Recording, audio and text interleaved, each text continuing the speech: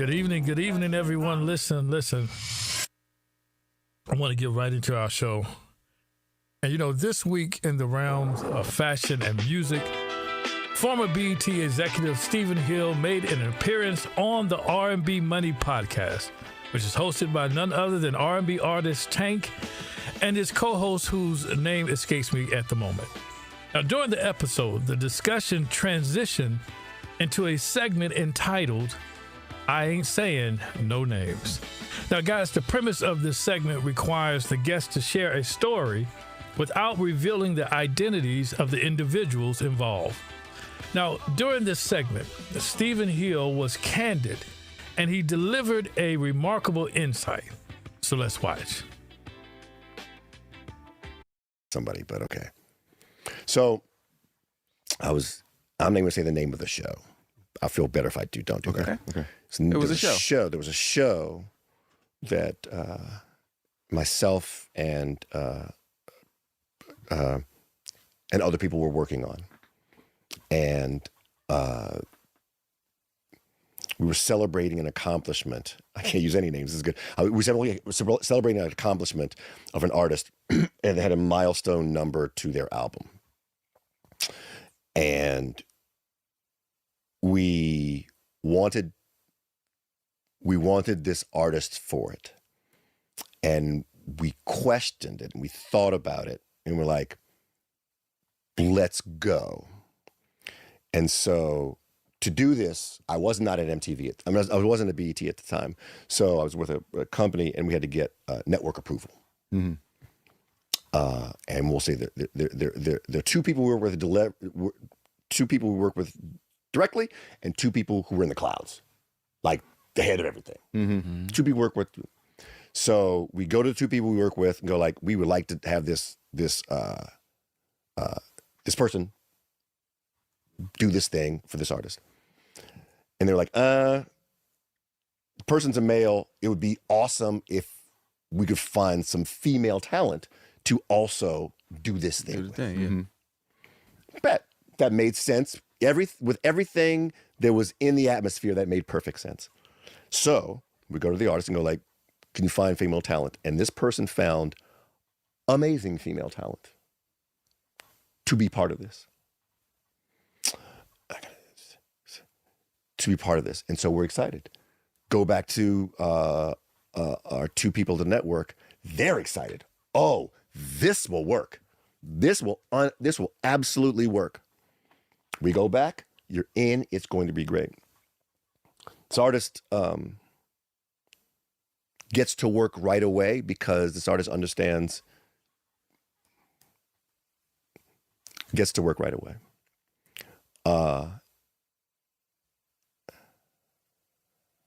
And is really ensconced in it, and really brings everyone for rehearsals and makes videos of the progress and sends them to us, and we're blown away.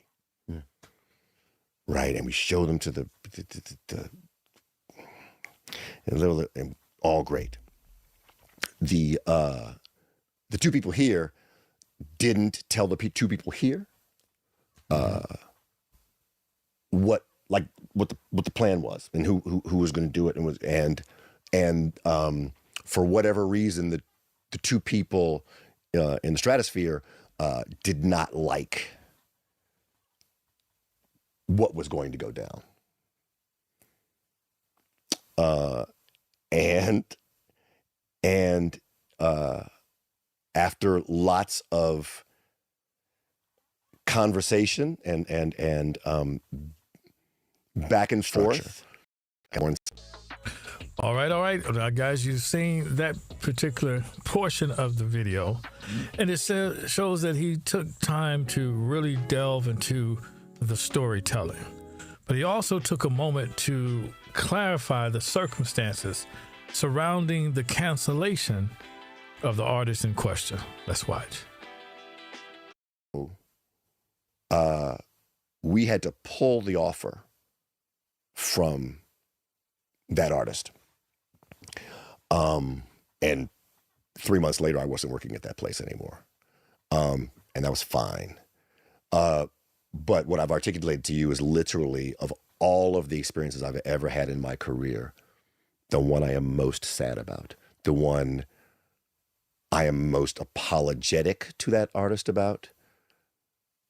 Not everything is perfect, but what I've always said, no matter who you represent, you can give me a yes, you can give me a no. Don't give me a yes and turn it into a no. Right. I've got to be able to depend on these representatives have done the thing they're supposed to do before we go to artists. Absolutely. And I'm like, I didn't mention any names, right? No. But if you want to see a really good tribute to an iconic artist, look that thing up on YouTube because it is there. All right, guys, listen. Now you viewed that clip. And so we need to address and clarify the question at hand before we continue with our discussion.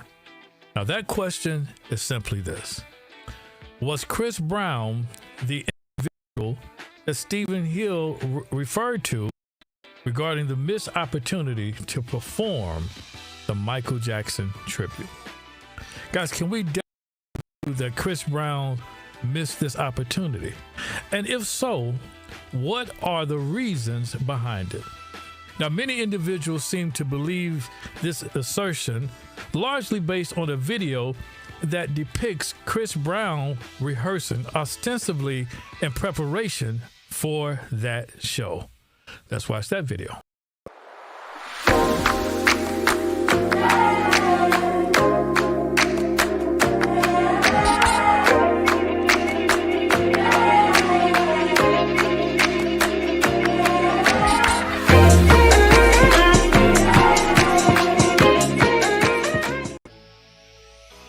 Just speed it. Okay. All right, but you saw the video, guys. So if we conclude that this was, in fact, Chris Brown, and the reason behind this missed opportunity to be the violence towards ex-girlfriend Rihanna, then the question is, what is the next step? Guys, the question then simply becomes, can Chris Brown be forgiven? And this is the topic of discussion for tonight in a subject that we're going to call, Now That We Know the Truth About the Michael Jackson Tribute. Can Chris Brown be forgiven?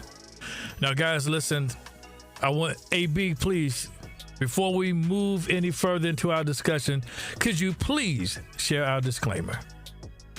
Because we aim to be mindful of the sentiments of both Chris Brown and Rihanna's fans in our discussions about them. Now, it is never our intention to offend. Rather, we strive to provide assistance and support rather than create any harm. Moving on. All right. Now, following Kendrick Lamar's recent performance at this year's Super Bowl, you guys recall that performance. Well, Chris Brown's name has emerged in various discussions. Now, many are advocating for Jay-Z and his Super Bowl associates to consider Chris as a contender for next year's halftime show. Wait a minute. What was that, Grogu? Oh, okay. On a lighter note, Grogu seems to have expressed admiration for Kendrick's pants and is curious if they come in his size. Now, guys, listen, while I'm uncertain about that, I too found those pants to be appealing and am on the lookout for that pair or a similar pair. What's that, Grogu? Am I sure that I'm not too thick in the thighs? Wow, Grogu's got jokes. You guys have to hang out with Grogu. Call in, email me. We'll talk about you hanging out with Grogu. But guys, listen, just in the spirit of fashion, since this is HeSpoke Fashion, take a moment to discuss those pants and just to discuss style, just for a moment, shall we? Now, after Kendrick's performance, there was a wave of mass hysteria, I would call it, surrounding these pants, which I believe contributed to their scarcity, as you can see, sold out. Now, AB, could you please, let's retrieve those pants for us. Because if I recall correctly, Again, they were bell-bottom jeans. Yes. They were Celine Marco jeans. Grogu, that's what they were. The flare leg jeans, that's what they were. Yeah. And they're priced at a whopping $1,200. Now, while this may be a modest sum for you, my friend, it exceeds my limited budget. But, I'm not going to stop there.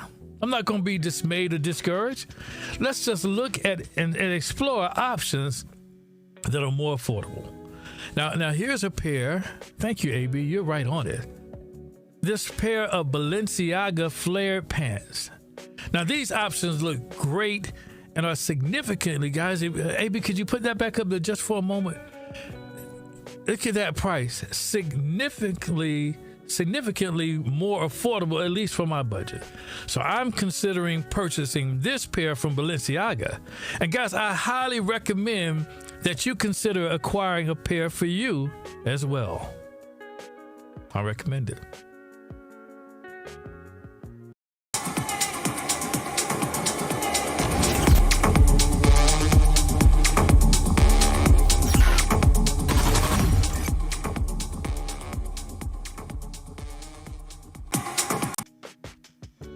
All right, guys, shout out to Balenciaga in the building. But listen, with the momentum of the growing that's advocating for Chris Brown's performance at next year's Super Bowl, there is an increasing chorus questioning whether he can be forgiven. Believe me, people are questioning it. Now, this situation can only progress if the public extends forgiveness for what many deem the most egregious violation a man can commit, which is an assault, a physical assault against a woman.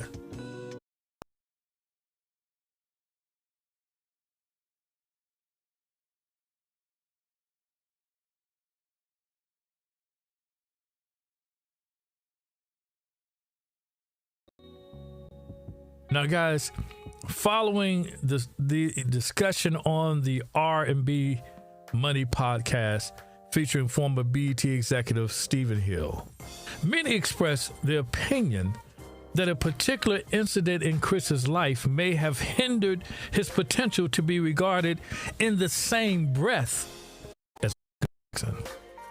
Now, despite the considerable talent that numerous individuals recognize in Chris, this controversy has led many to assert that he may have missed his opportunity for greater recognition. Now, guys, let's take a moment to view the conversation that Shannon Sharpe engaged in prior to the R&B Money podcast, which addresses this very topic. Chris Brown and Michael. Right. See, now y'all got to miss me. I don't even want to talk to y'all no more. I ain't got nothing to say. No, let me give another perspective on that. In this day and age, the only person, in my opinion, that could have achieved just as great as a legacy as Mike, to me, would have been Chris Brown. I just believe that Chris Brown was surrounded by the circle of creative people that Mike was surrounded by. Wow. Because Chris got the talent. Wow. He just needed the direction. Right. Right? So imagine if Chris had Mike's team. Right. Just imagine that. It would be something different. And that's big, but Con. Chris is like he got bloods around him. He got little gangbangers around him. Right. He don't have the guidance. Right. He's smart, but he's smart according to what this generation smart attracts. Right. Okay. For me to survive in this era, I got to keep certain things around me, certain people around me, just so I can keep getting it going. Right. But if he was able to delete all that and say, look, I'm going to focus on being the greatest entertainer ever, Chris has the opportunity. It's too late now. They talk about. All right, guys. Now, you see there in that clip, Akon proposes that the individual surrounding Chris may be a contributing factor to his lack of focus. Now, he then asserts that based solely on talent, Chris has the potential to reach the status of Michael Jackson, and there were those whose comments that they agreed with Akon. Wow. He just needed the shared. Akon is right. Chris is extremely talented and gifted. He just didn't have the right direction. But for him to be able to come back after that Rihanna situation speaks value. I think they meant volume. And I grew up on him and Rihanna music, and I was a sad kid when the news broke. This other commenter says this. Says, been saying this. If CB didn't have the Riri altercation, it would have been. Now, this commenter shared regarding this very same clip from Club Shay Shay. The Rihanna situation put a stop to that. Now, guys, these are commenters that seem to agree that there were certain things that happened that may have hindered Chris from being the next Michael Jackson. But guys, however, Shannon Sharp's response resonated more profoundly, in my humble opinion, than anything Akon expressed. I'm not sure if you heard it, but it spoke loud and clear, and it continues to resonate, at least in my mind. Now, this prompts me to address a significant misunderstanding regarding time and the concept of missed opportunities, particularly among black men. So guys, hear me close.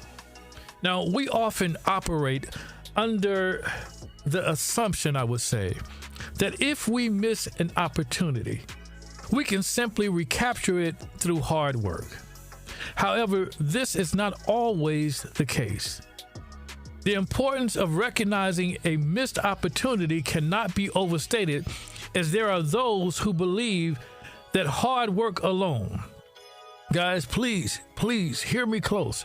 There are those that believe that hard work alone does not guarantee future opportunities. Did you hear what I said? That hard work alone does not guarantee future opportunities. That's why. Business 24 years, right? And I've seen people go from nothing to the biggest stars in the world. I've seen people go from one role to winning Academy Awards and doing all this shit. And what I realized yesterday thinking about it, we're lying to our kids, dog. And I think that's a big problem in our community. We tell our kids that they can, and this is fresh on my heart, like I literally just came to this conclusion last night. We tell our kids if they do right and they make the good grades and they go to the programs and they will become successful. If you work hard enough, your work will be paid off. And that's not true. Success is given. It's not earned. Because you can be the most brilliant motherfucker. If one person don't tap you, each one of y'all. There were people who could hit harder, who could catch better, who could run faster, but somebody said, you're the one. And the other 50 behind you fell off. You know what I mean? Mm-hmm. And because of that, I don't know what that emotion or that feeling is the scary thing. Because I went to all the programs. I've done Broadway. I've done off-Broadway. I've been in the business 24 years. I've been in 2 Academy Award films. I've done independent films. I've done major motion pictures. Now I'm Captain America. So now what? I should be the lead of the next Spike Lee movie. So I should be starring opposite Denzel. Because that's what happened with everybody. All right, guys. Now, while many contend that this statement is unfounded and that Anthony Mackie is justified in facing criticism, there exists a segment of individuals like myself who support his perspective. Now, one notable agreement is expressed by this particular commenter who shares, he is correct. No one is self-made. Somebody had to have helped anyone who succeeds. Now, this next commenter seems to believe and agree that nobody wants to believe that their hard work was for naught and they were in the right place at the right time. He is on to something, but it is a hard sell in America. The government says they will now choose people who based on merit while putting a bunch of meritless people over government agency. The hardest workers in America are the poorest people in America. Wow. You guys agree with that? The harder you work, maybe the less that you are paid. Now, another commenter who agreed with this statement says, as parents, we have these type of epiphanies often. I can't give my kids the same speech as was given because it doesn't work for them. My experience growing up was totally different than the upbringing I'm giving my children. And he's right. No shoulder tap, no opportunity. Wow. Guys, did you get that? No shoulder tap, no opportunity. Now, the absence of informal recognition often results in missed opportunities. Many of us have dedicated years to our careers, anticipating the pivotal moment of acknowledgement, only to discover that the scales were tipped in favors of others. Now, guys, hear me close. In the wake of surrounding George Floyd, there was a collective resolve to create balance. And you guys remember what it was called without me even mentioning it. It was to create balance. However, it appears that the subsequent actions that have often favored demographics that do not reflect the diversity embodied by George Floyd himself. It prompts reflection on whether the opportunities we missed were simply a result of not being approached or encouraged. Now, one might argue that Chris Brown stood on the brink of such a pivotal moment just prior to the 2010 MTV Video Music Awards. I believe it may have been 2012. However, the incident involving Rihanna ultimately prevented that opportunity from materializing. Nevertheless, the past is behind us and the present calls for reflection. And after more than a decade, it is time to consider giving Chris Brown another opportunity. Now, given the absence of similar infractions during this time, guys, can we contemplate the possibility of forgiveness for him? Now, some might argue that black women forgave Chris Brown shortly after the incident was revealed. Now, guys, is this perception accurate? My sisters, please help me out. Is it true? And if so, what contributed to your willingness to forgive him so promptly? Guys, was it this nod from Rihanna herself that made you say that you forgave him? Let's watch.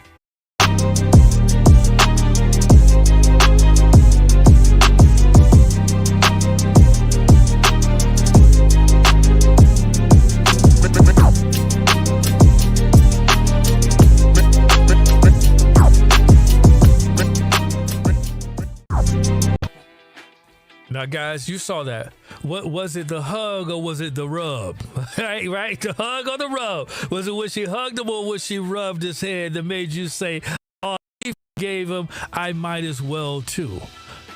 Interesting dynamic here. But interestingly enough, Charlemagne recently made an insightful comment on the Breakfast Club that merits reiteration here in this context. So let's listen and we'll be right back. All right.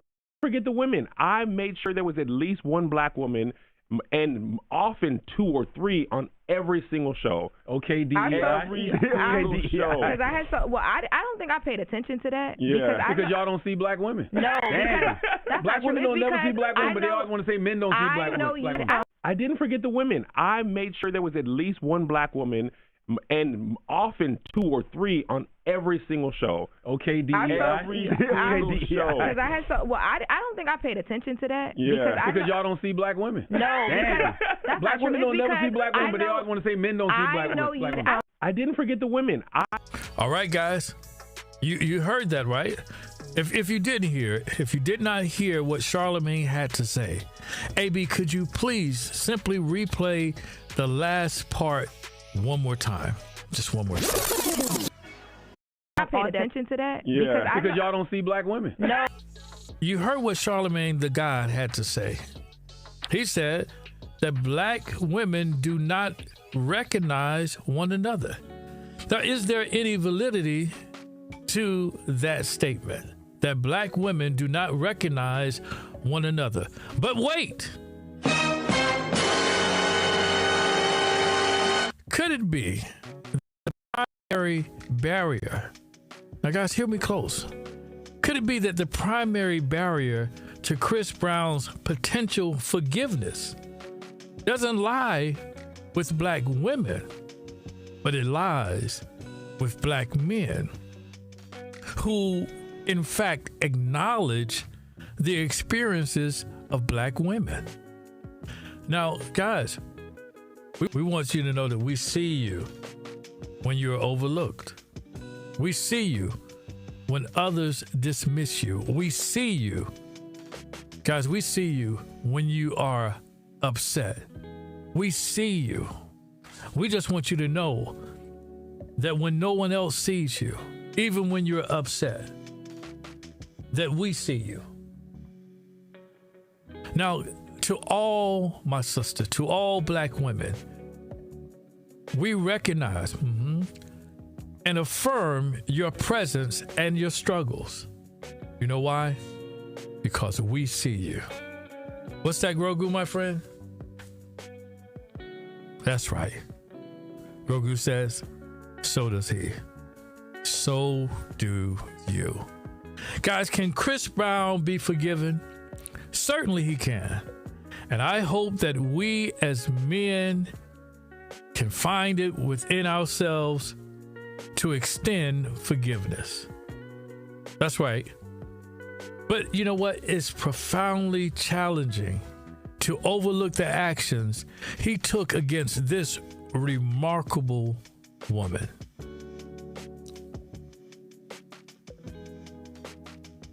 Remarkable. My goodness.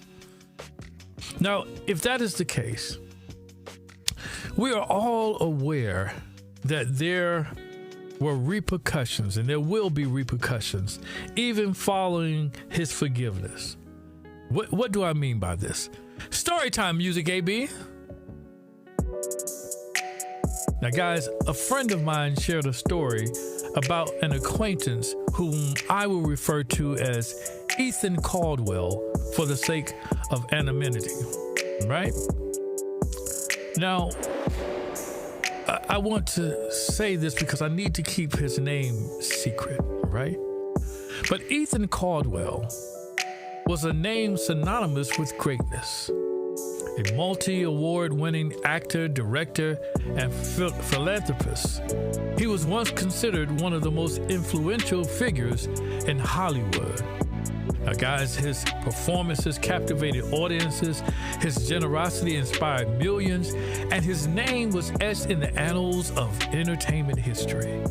But there was always an asterisk next to it. For years, Ethan had reigned supreme, collecting Oscars, Golden Globes, and accolades from critics who held him as a once-in-a-generation talent. He funded scholarships, built homes for the less fortunate, and supported struggling artists. He had it all until the allegations surfaced. It began with whispers and rumors circulating in hushed tones among industry insiders. Then, of course, there was an investigative journalist who unearthed details that could no longer be ignored. Guys, former colleagues, assistants, and even close friends came forward with stories of manipulation, abuse of power, and personal misconduct that shattered the pristine image that Ethan had worked so hard to build. Hollywood, once his kingdom, turned its back on him. Studios dropped his projects, award committees revoked past honors, and networks erased reruns of his most beloved films.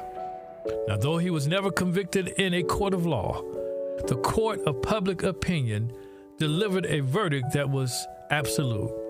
Despite it all, his work remained undeniably brilliant, undeniably tainted, but film historians still studied his performances. Critics still debated his impact, and fans still grappled with their love for his art and their disdain for the man behind it.